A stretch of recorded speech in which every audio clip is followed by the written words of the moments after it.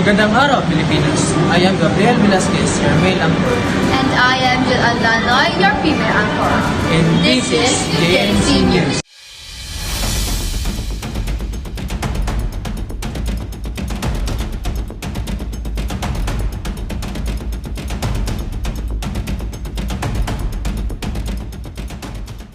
For today's headlines, the Davao City Police Office is investigating the person responsible for the fireworks display during the New Year Abbot at the city's firecracker ban.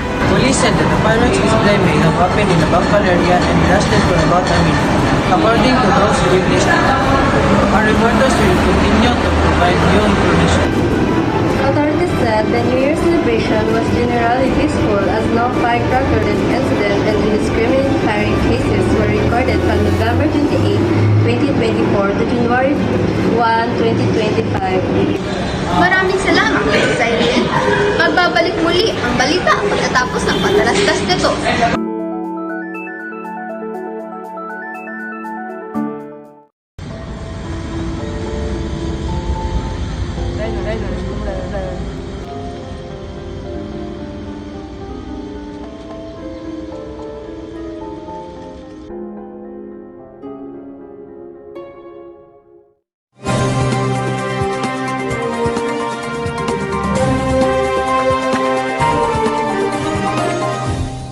Babalik muli ang JNC News.